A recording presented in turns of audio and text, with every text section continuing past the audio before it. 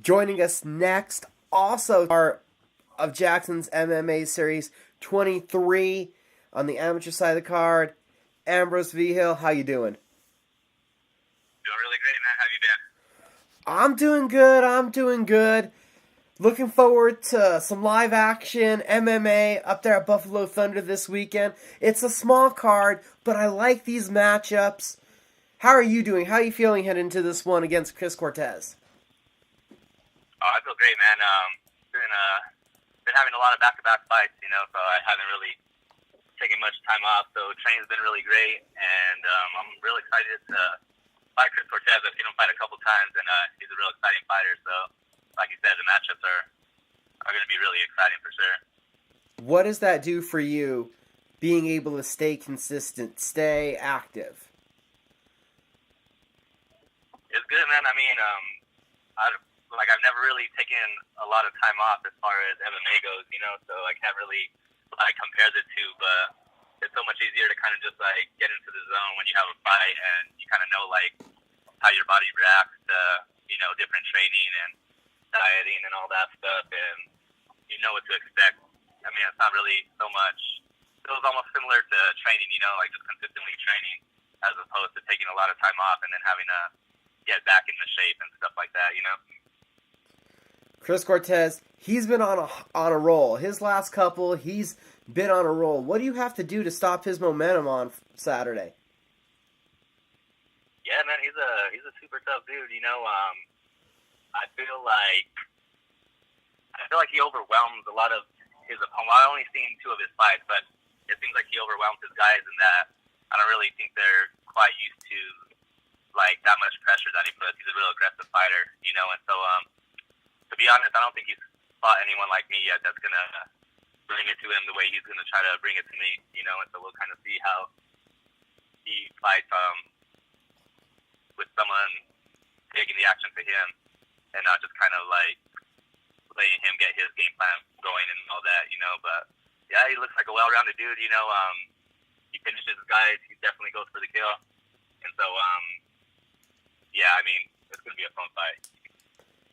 I know the story on you is you trained for quite a while before you became active in competing inside of the cage. How has training in this journey differed now that you're competitive? Man, there hasn't really been much differences from before. I was doing a lot of smokers and stuff like that before I made the transition to MMA, and then I've done a bunch of tournaments as well, grappling tournaments, and so I mean, MMA is just a little different. There's no room for mistakes at all, And I kind of learned that the hard way right off the bat, and I mean, it's been helping me out a lot, being that I've been real consistent this time. I've been training for quite some time, like you said, but I've never been consistent the way I have for the past, year and a half or so, and so I'm able to see some big improvements, and just training with the guys that I train with at Jackson Wink. I mean, these guys are ridiculous. I haven't had a fight where it's been tougher than some sparring sessions. So just if I could take it from these guys here, I could definitely take it from anyone. Also, with what's going on with you, I believe you're a team member with the New Mexico Predators, right? Yeah, that's right. That was my last fight, actually, and that's the new thing they have going on, that they kind of just reached out to us, and we kind of set all that up, so I wasn't quite sure what was going on. I actually had another fight right before I got called to, be a part of the team with that, and so, I think it was the week of the fight that I had going on, and, Coach Joy was like, hey, what's your weight, blah, blah, blah, this and that, and he's like, they're going to put you down for something, and I was like, shit, I got a fight right now coming up on Saturday, and I was like, yeah, we'll talk about it after, and so that's really exciting. That's really cool, a really cool thing that they got going on with the Amateur Fight League. I'm really excited to be a part of that. And for people that don't know what we're talking about, Amateur Fight League, basically a nationwide champion, it seems like, for amateur competition, and it's a team system, and the Jackson Wing Camp ends up representing New Mexico, correct? Yeah, exactly. So I think this might be the second year, if I'm not mistaken, that they've been doing this, and they pretty much get an amateur fighter from each weight class to represent the state to go up against another state. And so our last one, gosh, I want to say it was back in July, I believe, and we fought against Arizona. And so I ended up losing that fight, actually, but the whole team did really well. So as a team, we moved forward, and we're supposed to fight the winner. We're supposed to fight against Team Alpha Male, I believe, next month. And it was Southern Cali versus NorCal, and they fought like a month ago or a couple months back. And so Team Alpha Male won that one. And so now we'll be going up against them sometime next month, I believe. I'm not sure the exact date, but I still got to figure out the date and all the details with that. So the details as in no date, no venue yet? Yeah, nothing really confirmed yet. Like, there's, like, different talk going around at the gym, you know, but I don't want to, like, throw anything out there if it's not legit yet, you know. And so, I mean, as of right now, I'm just focusing on this fight, Saturday night, you know, and then I could go ahead and see what's going on with the Elite Amateur Fight League after that, you know. But going back to that last fight that night, I know you're always there and supportive of your teammates, but is there a different energy when it's like a team scoring system? I'm thinking back to, like, you know, that's old school IFL days kind of. Is there a different energy when you know there's a total end goal at the end of the night? Oh yeah, it's so much different than just a regular fight. You know, like I think of some of the other fights I've had in the past where, you know, it's just you going in there fighting, but when you're representing the team, you're pretty much representing Jackson Wink, you're representing the other fighters that are there fighting on the same card as you, and then you're representing New Mexico, you know, and it's actually supposed to be televised as well. So, you know, you really gotta bring your A game, and you're going up against some of the best guys in another state, you know. And it's kind of crazy how energy is there. It's cool to have so many teammates on the card, you know, like everyone fighting is on your team, you know.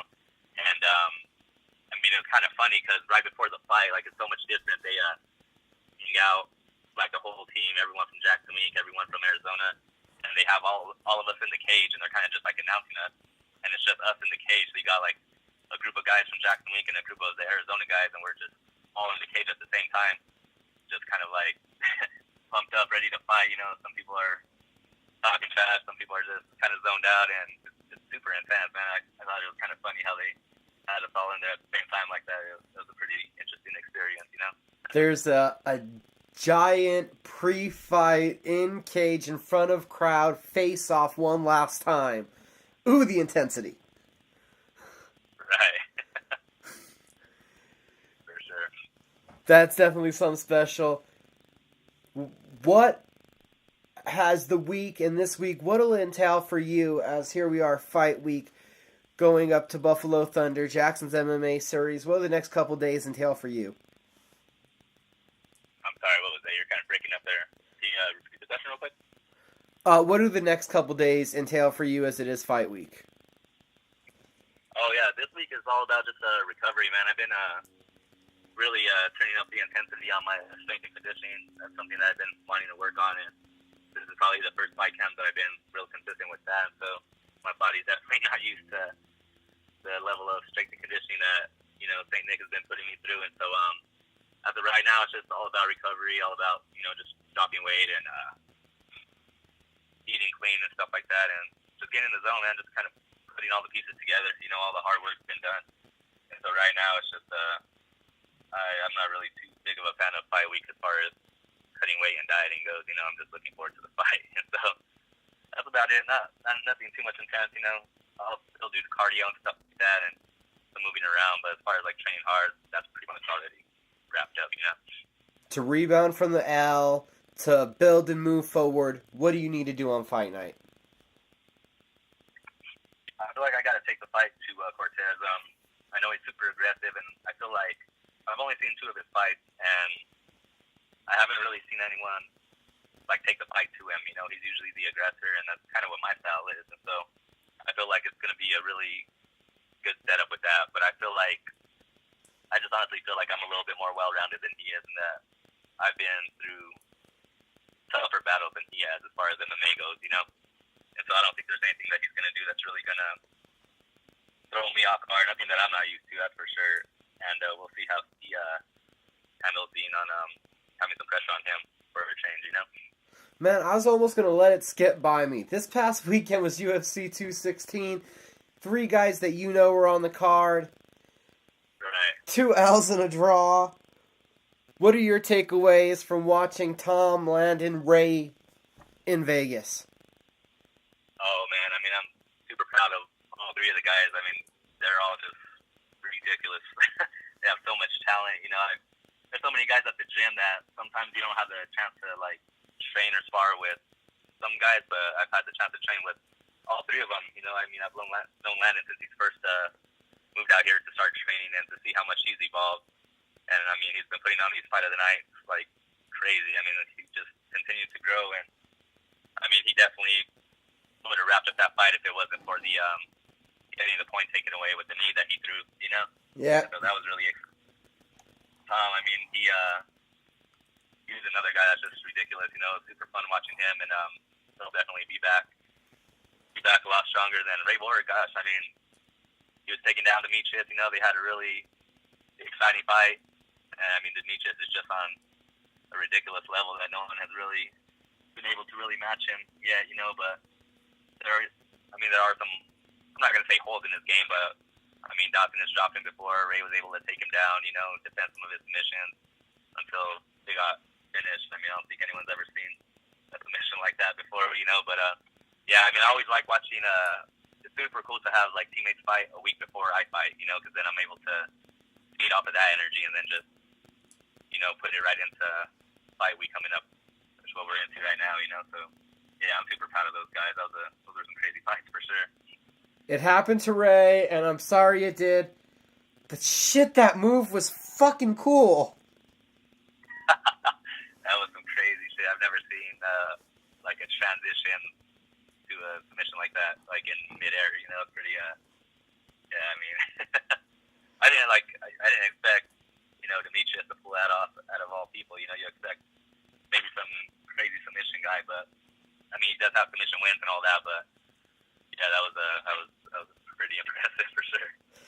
When are you gonna start practicing that in the gym?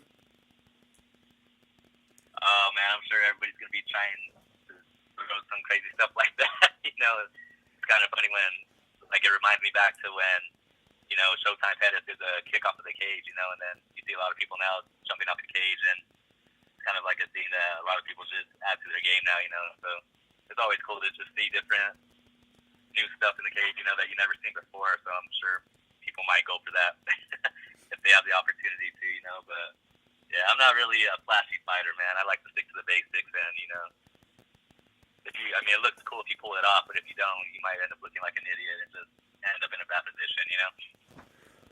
Big risk versus reward in the moment decision. Exactly.